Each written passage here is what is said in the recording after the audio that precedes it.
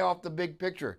Soon as you don't adjust your speed enough, you have the issue that arises, that traffic all of a sudden stops and you are unable, and therefore someone loses their life, right? So again, you can't afford not to do this. And again, as a company, we've been talking long enough. I think it's time for action, and it's time for a little bit stronger stance against those that aren't doing their job.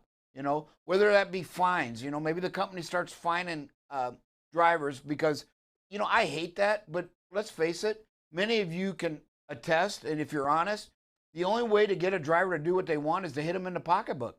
And I just don't understand that. That should never be the reason, right? You should want to do it. It's just like the safety show. You should want to be on it for the safety knowledge, not because you're getting a bonus, right? The bonus is just added on for you.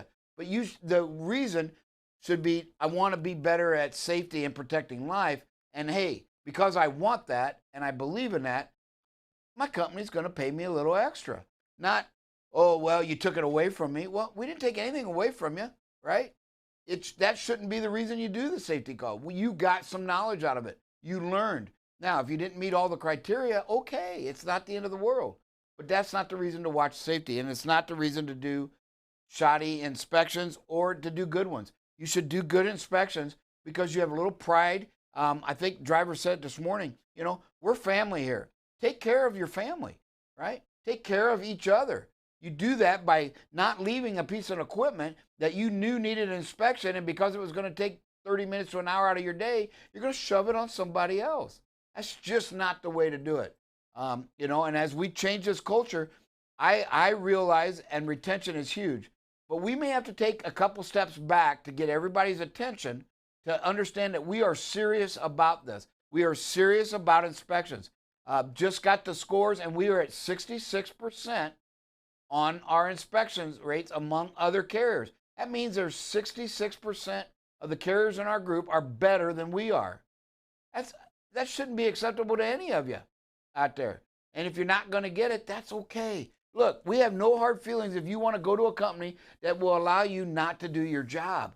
They're out there, right? There's outlaw companies out there. It's just not here, and it's not going to be. So, again, that was the rule and the regulation. Does anybody have any questions? Make sure that you let the producer know.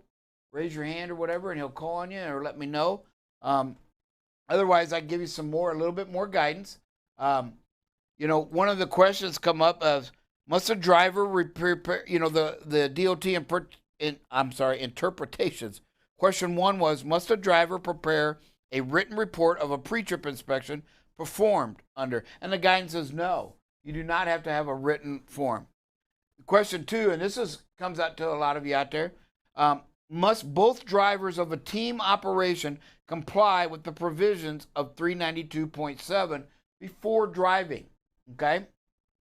And the answer states that a driver must be satisfied that the vehicle is in good working order before operating the vehicle. If a driver is satisfied with his co-driver's inspection or a safety lane inspection, then the requirements of this section will have been met. Now, that being said, you still have to log it on your logs. So, if you're a team, yes, your post-trip or their post-trip, for me, it would be the inspection, the pre-trip, right? Your pre-trip should always be good and thorough no matter what your driver did, because things change. Now, you're relying on their post-trip inspection to be good. And so, for me, it would be the team driver, glancing at some of the lights and the tires and just the stuff you can walk around on their post-trip. And then when you do your pre-trip, you do a thorough one because you're getting ready to start a full day and you don't want any problems. The other reason it's important for your teammate your team driver to do a good post-trip, hey, if they find something wrong, they can get it repaired while you're not on the clock yet, so they're not wasting your time.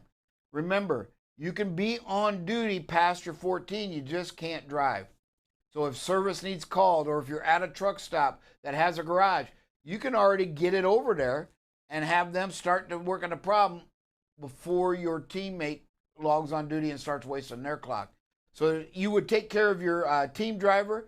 We're asking you, we're all team drivers. Just because we're not in the truck together doesn't mean we're not team drivers, and we need that with the inspections and reporting damage, reporting problems that, hey, if you're not pressed for time and you're at a drop lot, you see a couple of our trailers, just give a quick look at the tires, mud flaps kind of thing, right? See if something stands out to you, a wheel seal leak, and then send that Macro 39 so that we can get that done before the fellow driver hooks up to it.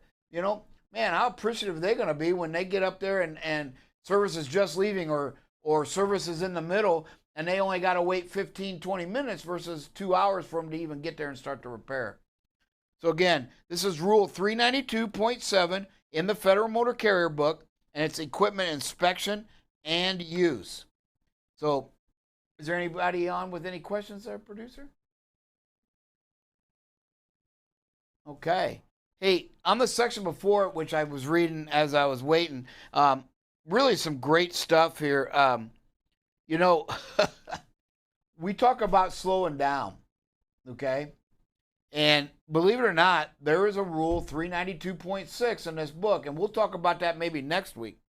But wow. It says, how many miles may a driver record on his or her daily record of duty status and still be presumed to be in compliance with the speed limits? I didn't know this section was in here. But it's basically saying on most highways where it's 65 to 70, over 600-mile trip will likely require the company to produce documentation that trip was safe and legal to do so, and not in violation. So if you find yourself getting over 600 miles in a day driving, it is subject to DOT inspection and investigation, if you will. So again, got to make sure that we are driving safe and slowing down. It's just another rule that I'm hoping if we share with our drivers and educate them, it will help them make that decision to slow down and not be pushing 75 in a 70, or 72 in a 70.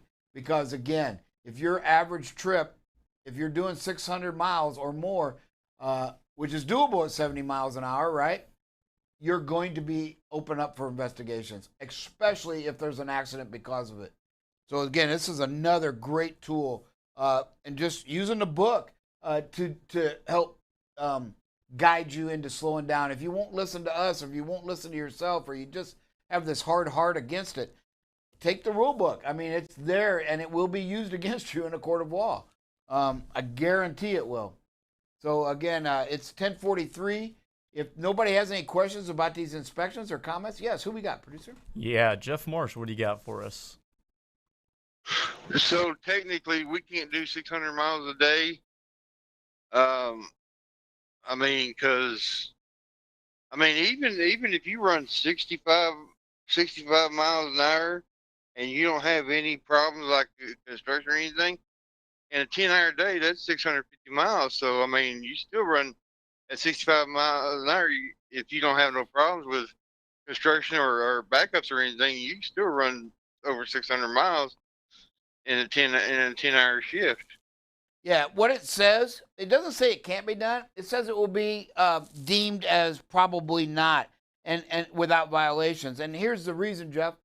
Okay, yes, you've got 10 hours, but you can only drive 8 without taking a 30-minute break, right? And that 30-minute break is going to require you to go slow a few miles under as you get off the highway and then get back on and take your 30-minute break.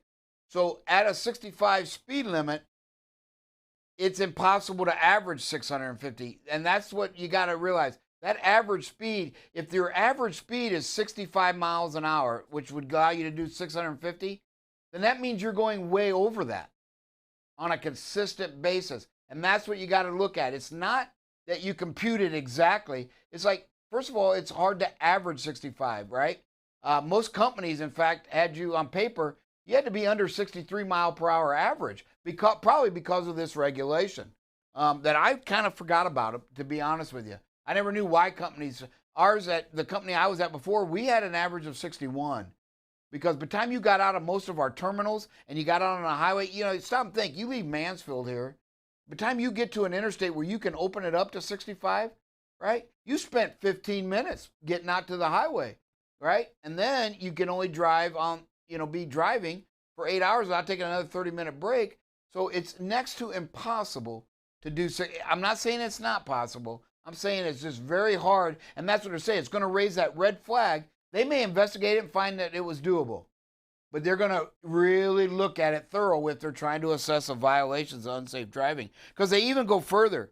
They said, you know, if the speed limits in the area documented are 55 miles an hour, then trips of 450 to 500 miles are considered, are open to question. And runs of 500 miles or more are considered incapable of being made in compliance with the speed limit and hours of service limitations. So again, wow, you know, it's just something else to be mindful of. Again, if you're one of these that are driving 3 or 4 miles on the speed limit, I guarantee you none of this is going to affect you at all. But I mean, I think it helps us really push to our drivers to say, hey, you know, don't worry that it's the company or that, you know, a lot of drivers just say, well, the company wants it, so I'm going to push back, right? I've heard that, and I get it. I kind of, to be honest, I think in my younger days, I was that way, you know? But as I get older and you learn more and you gain that knowledge, you realize that you've got to protect the company, and the company not always is out there to get you. Lonnie Payne said this morning, and many of you were on the call Monday, you know, Brian and Rick stepped up here, folks. They're stepping up with good equipment on the trucks. They're stepping up with, you know, some new trailers were bought and purchased a while back.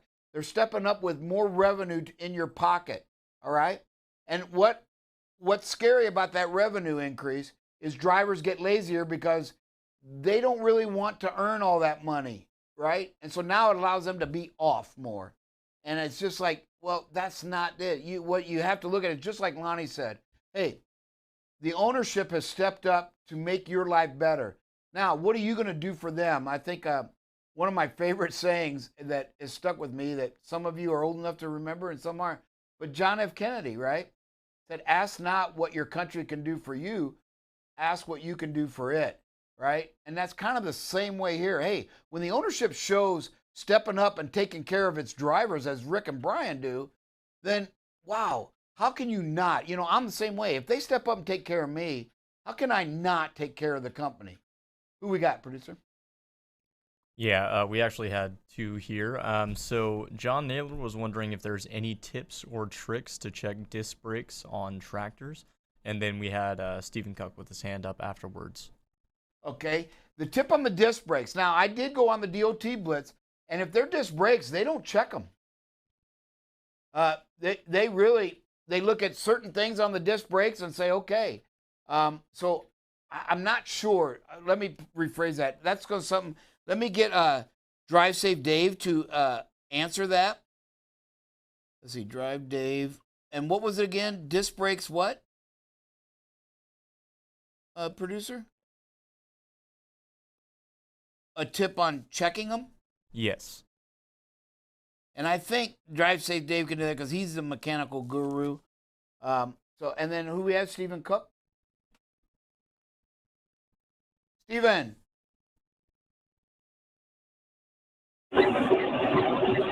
Yeah, I'm a local driver out of Oklahoma. We go to a lot of customers. I go to a lot of customers, and we do yard checks to see if trailers are loaded and empty. I walk down one side of the trailer, look at the tires, look underneath, look at everything, come back around and look again. And since I've been doing that, we've caught maybe half a dozen flat tires along the way. Mm-hmm. Before anybody else could get to it. That's awesome. And again, our main, and I'm gonna, part of my job as I expand the role here a little bit, and we get the right people in to help me and relieve me of what I'm doing now to go further is to start holding the departments accountable. You know, is maintenance just taking a call, or are they investigating this, whether this was driver neglect, so that we can, you know, here, if the driver doesn't know we're watching, they're gonna try to skip out on things, right? That's just nature of, I think, people that, you know, certain people, not everybody. You can't lump everybody in a mold, just like we can't lump all drivers as dangerous. Some are, some aren't, right? But you have that in every aspect. People do their job and some don't, right? Some want to pass it on. Some say it's not my job. But I look at it all my jobs, I've looked at my position as I own a little bit of the company and I'm providing that service. And so I try to make my company profitable. What you got? Who's that, Steven? Anything else, Steven? No. You guys are doing an awesome job. Awesome. We're all doing an awesome job. Yeah, I appreciate that. I'm trying. Most drivers that take the time to get to know me know that I truly care about them. I have a job to do, and it doesn't mean I enjoy all aspects of it. Like I said, we had to let one go for running a stop sign, but you know what? It is what it is, and at the end of the day, I don't look at it as ruining that person's job or letting that person go. I look at it as protecting the company and each and every one of you. Because if he or she runs a stop sign, kills somebody, we're all in trouble. It's not, if you don't think you're part of a team, any one of you can ruin this company at any time. So just the nature of the business makes us a team. So, and we're gonna be reviewing a couple more that are just stacking up patterns. DOT really does look for patterns. They don't look for specific violations, but they look for patterns. Hey, is there a pattern, and what are you doing about it? And so that's really where the onus comes on us. It's like, that's why I keep telling the driver managers, you've got to manage your fleets to eliminate the patterns, and you've got to do that by checking. And I've got to do that by sharing with them and teaching them how to check for the patterns so that they can keep off of safety's radar, so to speak. Because once it gets to my radar, you know what? My job's pretty simple in that aspect. There's not a lot of gray area. I have to now protect the company. Because now, if you got to my radar, there's a liability issue potential there, and now it has to be dealt with. It's just like when a driver calls in and says, hey, I'm having chest pains. We can't ignore that and let the driver drive, right? We have to act on that. We have to protect that driver. And so, same thing here, right? When your record gets to a certain point where it starts getting questionable whether we can defend it in a court of law, well, now you've got all these nails in your coffin, as I always said, right? Your nails in your legal coffin that we can't remove. They're there, and they're there for an investigator to uncover and use against you in a court of law, and they will. Anybody else, producer? All right. Hey, everybody, great job. How many did we have on that joined on today? All right, 30 of you. Great job. I appreciate that. Hopefully, we'll get this thing to grow. We just got to be more consistent on our part, and we're going to do that. I'm working with the producer, and we're working at changing other commitments around, and so we'll just see what we can do. Who we got? Yeah, Curtis Benedict. Hey, Curtis. For us?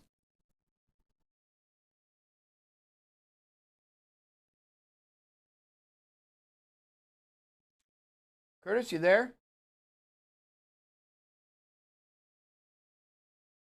All right.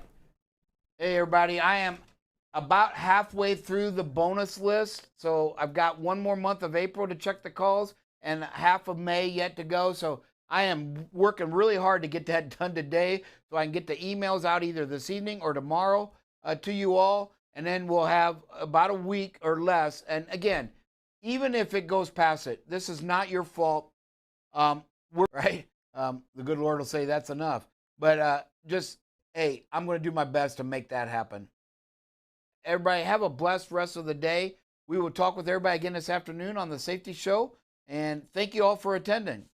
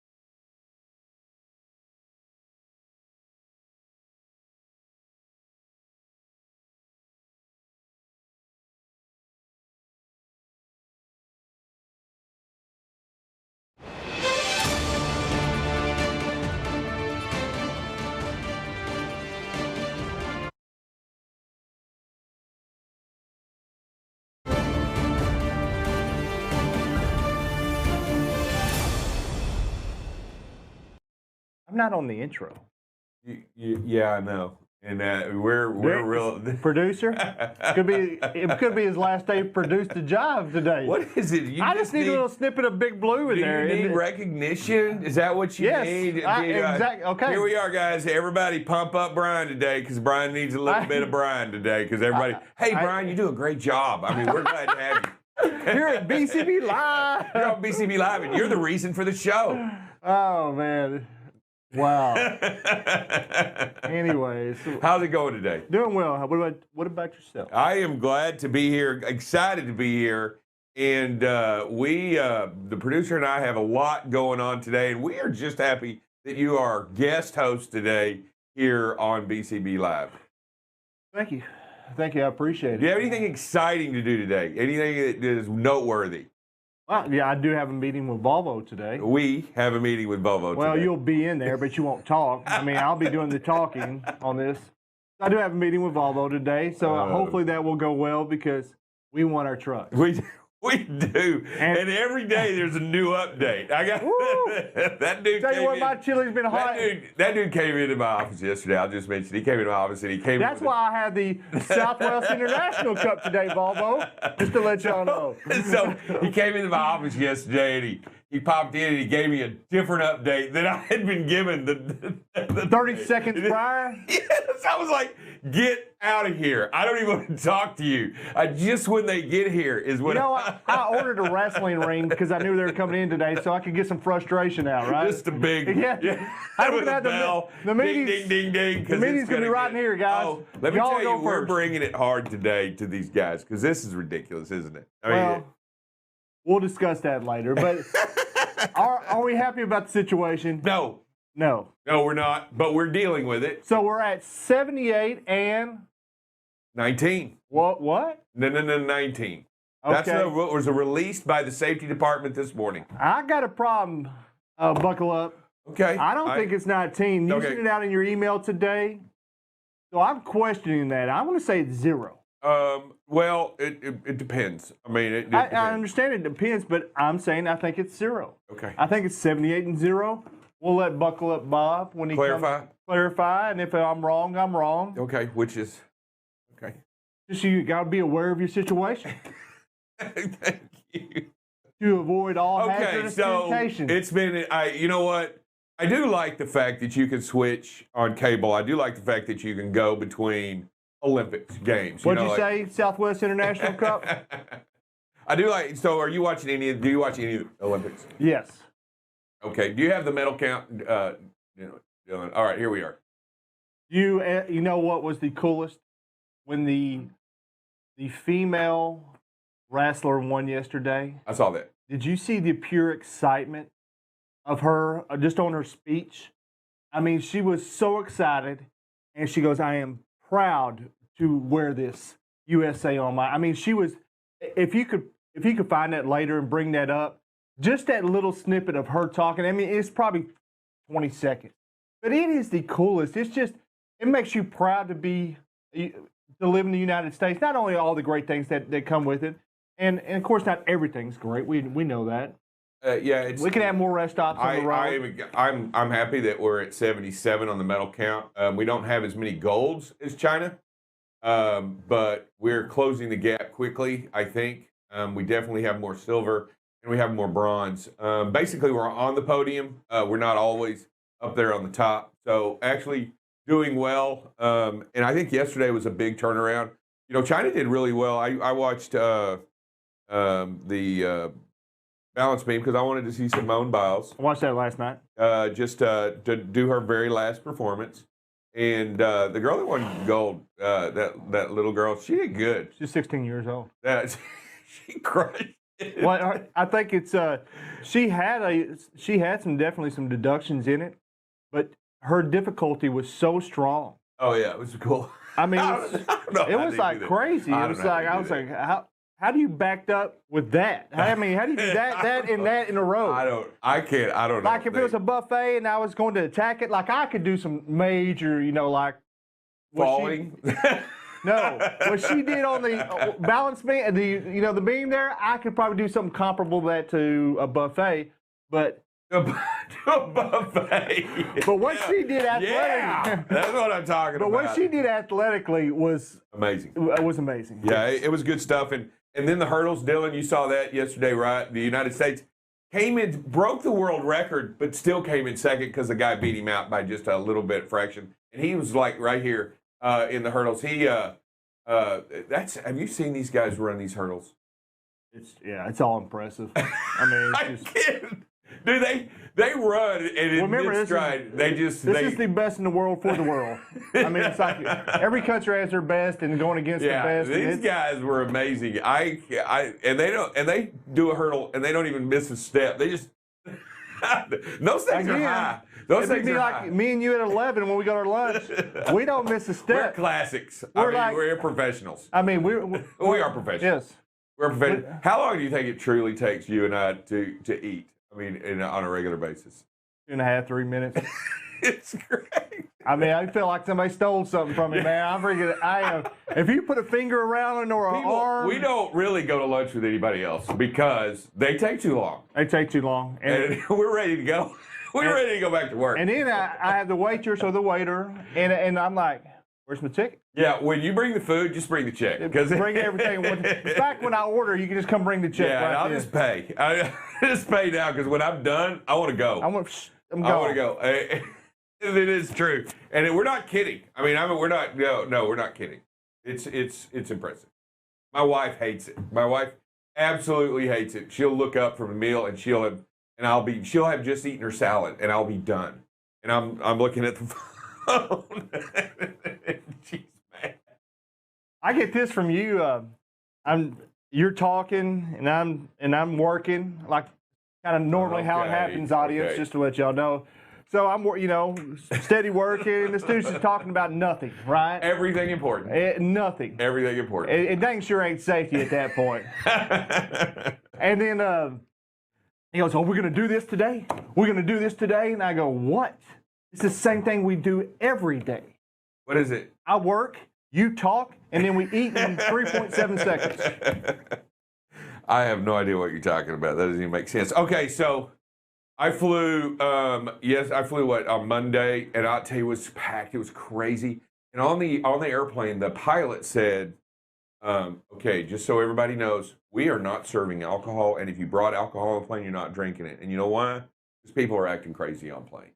And look, today's not the day we're going to act crazy. All right, everybody? He mentioned that, or are you just kind of doing a Dover? No. That's what he said. He said, we're not going to get crazy today, right, folks? My wife laughed because you've seen all the stories, right, that's been going on airplanes. Well, I did watch the story that we're fixing to speak about. And this was on a Frontier flight, right? It was a Frontier, without a doubt. And the guy touched the waitress, the flight attendant inappropriately, right? And that's what started it all. And then and it went south from there. And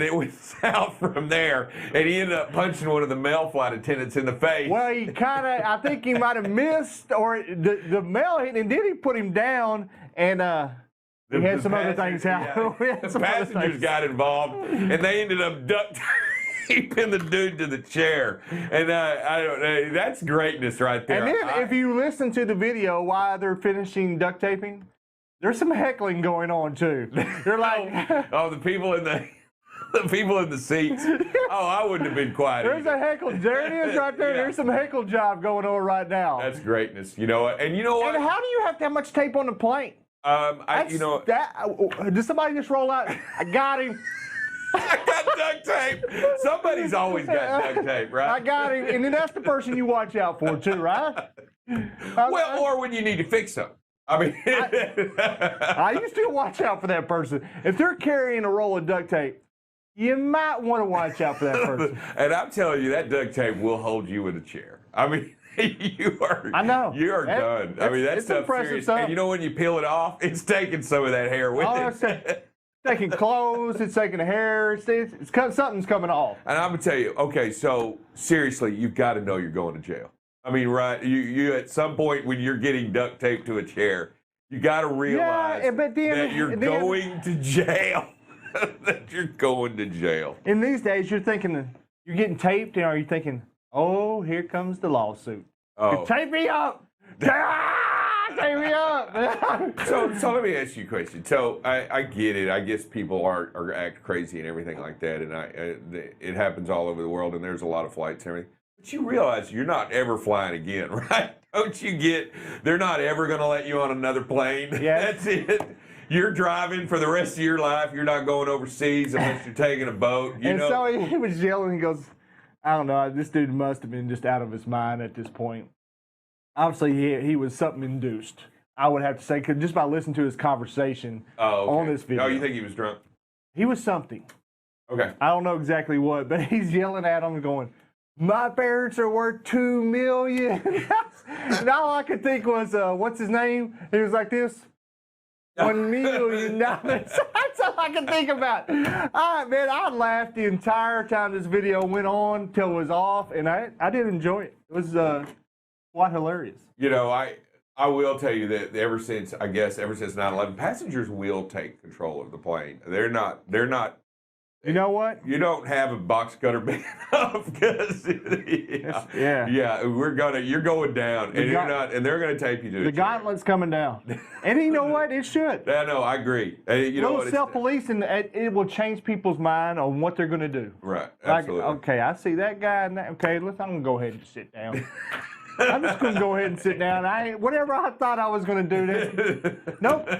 And that's the way it should be. Yeah. A little self-police, a little self-fear. And take care of it makes you self-correct, I believe, at that point. Can we talk about the iceberg?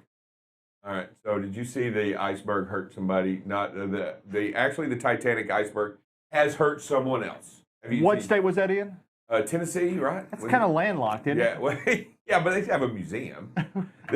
I get it. I don't think it gets cold up there in old Tennessee.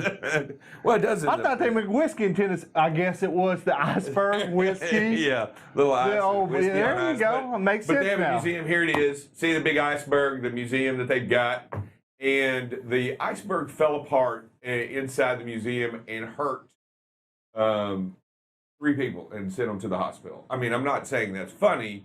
But it's. What are you saying then? I mean, it's definitely ironic, considering the iceberg already took down the Titanic, and now it's coming back for revenge. What, like 100 years later?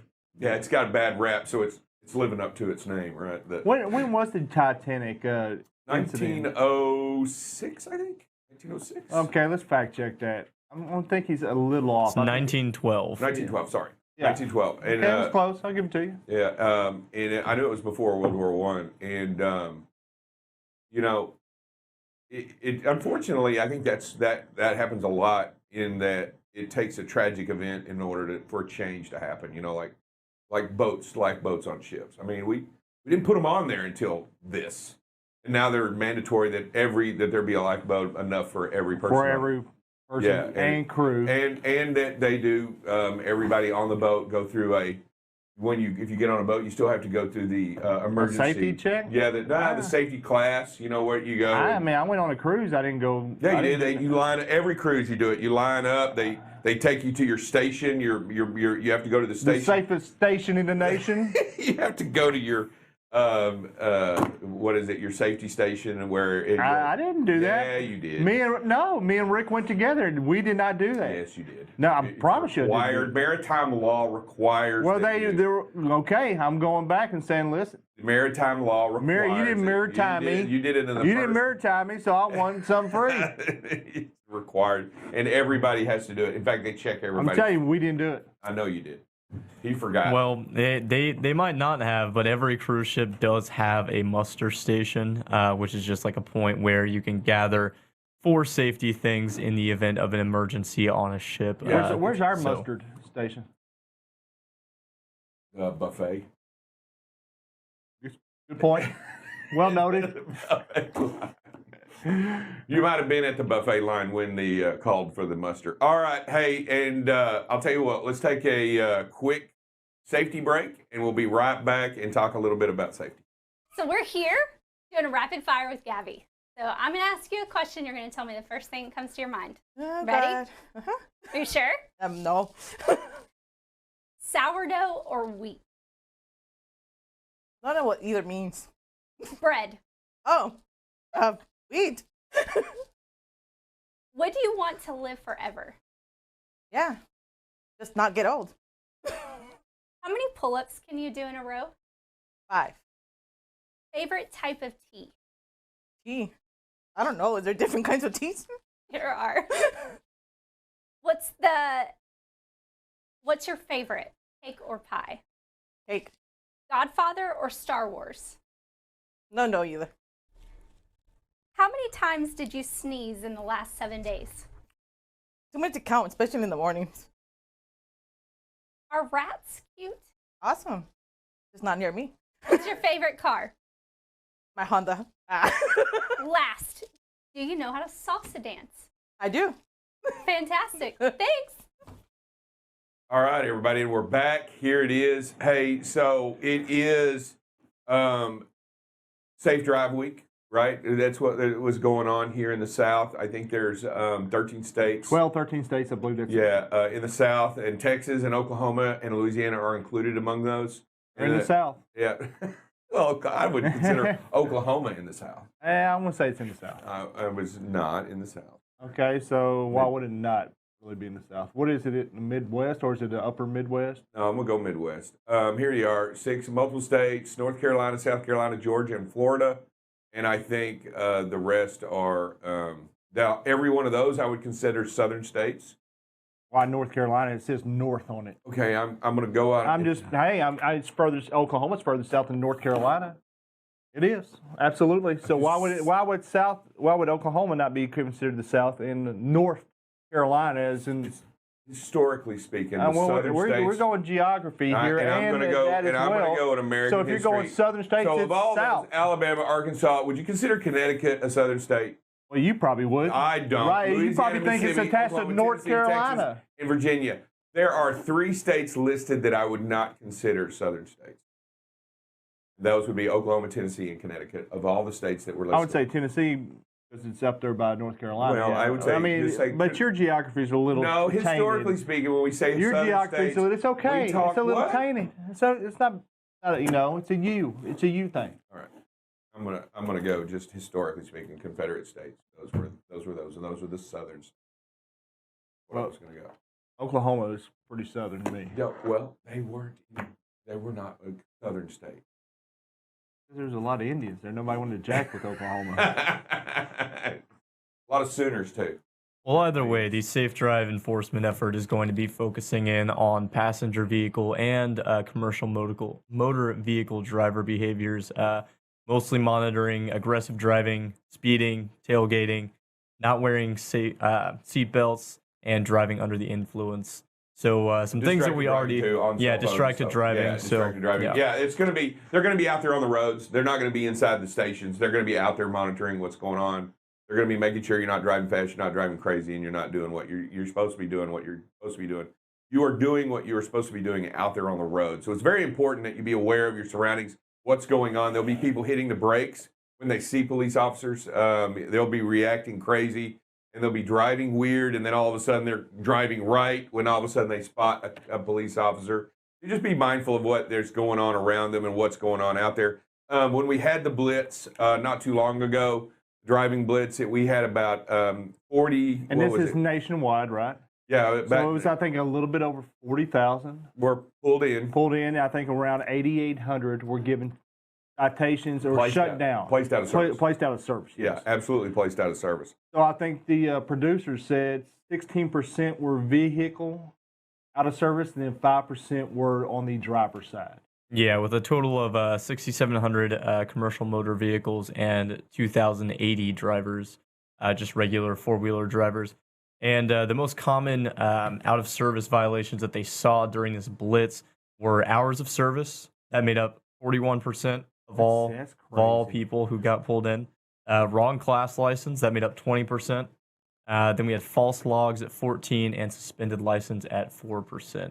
So some things that really should be taken care of. Four-wheelers, I would assume. Could be four-wheelers. Also could be, for whatever reason. You got downgraded. Because you didn't do your, didn't get your health card in time or registered with the state or for whatever reason. Or you had child support that you. Yeah. Or you're So they will do that. I mean, the state they will do that. suspend your driver's license as well for that, so that you are brought to the attention of the state. So But you know, hours of service, it really is crazy that there's so many violations of hours I don't of get service. that. I truly don't. Yeah, I mean, you have a machine barking at you. You have all this technology that you should use, and I'm glad we don't have that issue here. No, they everybody here and every driver that we have here does a great job of doing what they do, and I think Bob and the safety department does a great job at educating people on how to use the logs. We go through orientation. We spend great amount of time in making sure that we're all aware of how to use our log device and our logging device to make sure what's going on. And you keep looking at me, dude. Why are you looking at me all crazy? Stop. I'm telling you. Do you have a picture of Cousin Ed? We probably need to pull it up later. This is what I'm looking at. So far from Cousin It. It's unbelievable. Can we get a haircut? Today? I'm getting one today. Well, hey, while you're staring at Drive Safe, Dave, I think it would also be helpful if people were staring at their tire systems, as well as tires and brake systems were the top 2 out of service for vehicles that were coming out of this blitz. We had brake systems accounting for 26% of the vehicle out of service, and tires accounting for 18.6%. So those things are definitely parts of the truck that they're going to be looking out for whenever we're going through and checking out your equipment. So Drive Safe on the brakes, and I'm not very educated on the brakes. Tires are tires, right? You look at them, pretty easy to tell if your tire is deficient. Yeah, right. If it doesn't meet the requirements by law on the and then if you can stick a penny head, what's the old rule? It's usually a nickel or a quarter. But really, you need a tread depth gauge to be honest with yourself. Without a doubt. But okay, so you can look at it and say, okay, all right, that tire's probably deficient. Have a pretty good eyesight fixture on that. I really don't understand how the brakes work at all because I'm not a mechanical person. You want to kind of go through that real quick? Well, because I know you understand that. I truly do not. I don't know. I can't go up to a trailer and go, man, that is out of out of adjustment. Yeah. And so I couldn't do it at all. You know, I'll be honest with you. Brakes out of adjustment are there's several ways to tell. And that's the biggest way, right? The problem is they're out of adjustment. And hey, he says, yeah, you're out of adjustment by you past the legal limit. And you want to, let's go. What's the legal limit? What's beyond it? The out of adjustment they can tell, but because of the stroke on the slack adjuster is greater than an inch on either side. They can't be an inch apart on either side of the. Okay, let's dumb it down. For not only the truckers know this, but everybody else listening. Dumb it down a little bit. The stroke. I mean, what the heck is that? On the slack adjuster, there is a. Where's the slack adjuster? Slack adjuster is located on the axle. Okay, gotcha. I know that. Okay. I do know that, but for everybody else, go ahead. Okay, it's located on the axle. There is, and what that does is, what the slack adjuster does is that it allows for the brake to be close to where it needs to be. Is that on the international trucks? That's where it needs to, close to where it needs to be, and then it is, and then when the air is released, then the brakes are applied to the drum. To the drum. The pad goes to the drum. So it is actually a complicated system. It's an air system. It's a hydraulic over air. So when you press the brake, actually what you're doing is you're releasing the air. And that way when and then it applies pressure. It applies pressure. You know, the fastest and quickest way I think most of us can understand how if our brakes are out of adjustment is if you do your tug test. And if your tug test with your brakes applied, roll forward. Yeah, if you move or roll forward and roll backwards, and you're just using your trailer brakes, you tug your trailer. If it tugs and it rolls, right, and it doesn't brake, and it doesn't hold the truck, then we have a problem with the braking system. So what? Okay, thank you. Good explanation. So what? How does that work? So if it's out of adjustment, what has happened, and how do you fix it? Yeah, well, so the pad is too far away from the drum. If it's out of adjustment, so it can't apply pressure. Right, so it's not applying proper pressure. That's how it continues forward or continues back. That's correct. Okay, so what happened there for it to get out of adjustment? Well, we have what they call automatic slack adjusters now that are, and it can be a varied number of reasons. It can be wear on the pads, could be too thin. It could be that the automatic slack adjuster is not working properly or malfunctioning, and it should be seen by a technician at this point. But there are so many things that go into. It could not be releasing the air properly. It could be any number of things in this complex system. Understood, but Okay. like, what's like your key point of typically what happens? Like, hey, this is what went wrong with it right here, typically. You know, most of the time, when the brake is typically out of adjustment, it's just a simple readjustment. But if that has to be done, Got like knocked off line a little bit. what they do is they go and they crank it down to touch the brake, and then let it off 1/4 inch. Then it's back into adjustment. Now, or 1/4 turn, and then it's back into adjustment. But we want a certified technician to do that. I'm not asking any driver to get out with a 5/8 inch anymore, or a 9/16 to crawl up underneath there and lock it and do that anymore. We don't really want you to do that because we haven't really trained you to do that, and you're not certified tech to do that. I want a certified tech. If you find an issue or a problem, communicate it to maintenance with a 39 code, and let's get it addressed by a certified technician so that I can have a certified technician sign off that the brake system has been checked if you have a problem with it. That way I know going down the road, and going down the road, that we're good, right? That there's no, and it goes back to the technician who signed off on it. Oh, I get that part. So basically, you wrench it down to adjust it back. Yeah, they will. They'll. And then you bleed it off a little bit. They back it off a little bit mechanically. By that it gets back into adjustment. And sometimes brakes will wear unevenly. Sometimes you have a broken brake because of it. There are any number of things. It could not be it could be a valve adjustment. There's a number of things that can go wrong in a braking system. But I will tell you that one of the easiest ways for all of us out there on the open road to see if their brakes are out of adjustment is to do a simple tug test and to make sure that the brake holds its. So that's how we can negate a big problem, right? Absolutely. First off, you want to be able to stop. It's safe, right? Absolutely. And then secondly, we want our equipment working on the road. Yeah, I don't want this to be placed out of service for any reason. And it's easy to see across by using a flashlight to looking at the trailer brakes across from the other side. Across. If you're from Missouri, they like to go across. With Jesse, our salesman, and then like if you want to wash clothes, just whoosh. Wash clothes. Hey, let me just say I've washed a few clothes in my time. And but yeah. So if you have any questions or if you have anything that you would like to ask or talk about, make sure you let the maintenance department know, and they'll get in touch with you. Get a hold of Ben, get a hold of DJ, both very qualified individuals. And John. John as well. Just reach out and talk to them and find out. But if you have Drive Safe Dave. I'm available. If you need to talk to somebody, I'm available to also as well.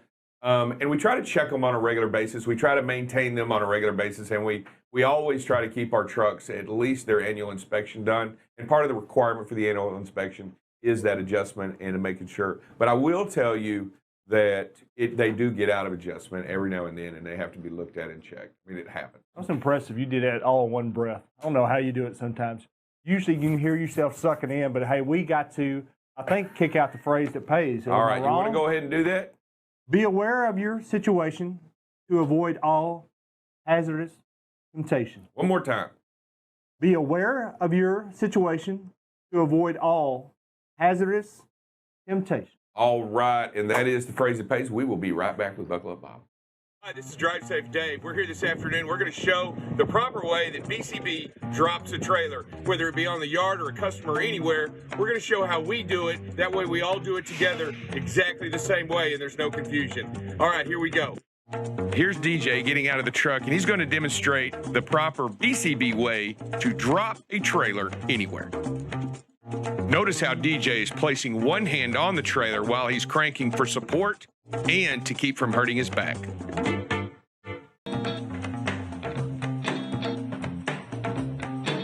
He's going to walk to the back and show exactly what not to do when you drop the trailer. Notice how he's cranking hard on the trailer legs, trying to lift the trailer, and in essence, he's lifting the tractor. DJ is dumping the airbags, lowering the weight onto the legs of the trailer, and then he's going to release the kingpin and pull out from underneath the trailer smoothly. See, you'll pick up the trailer, you lay it in, it's not too low, it's at the perfect height, so when he comes in, all the pressure will be off the landing gear. Good job. As DJ backs up underneath the trailer, he's picking it up off of the legs. Notice how you're not pushing on the legs, you're actually pushing on the tandems and the wheels and the brakes, what it is intended to do.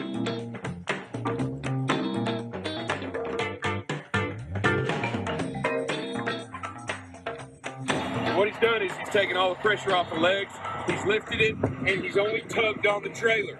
He hasn't tugged on the legs to the landing gear. He's only tugged the rear brakes. Now we know that the vehicle is secure to the tractor, and that way, all he's got to do is hook up his airlines, do his pre-trip, and he's good to go. Safety can be seen just about anywhere.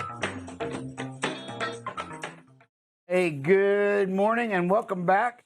I am Buckle Up Bob with Stale Green Dale today. Yeah, is it green or is it mint? And then we've got the producer, who's a little less for wear, but fucking it up. And, you know, at BCB, we don't let them be weak, right? That's it. You know, if you want to be soft and weak, then go somewhere else. No, I'm just kidding, producer.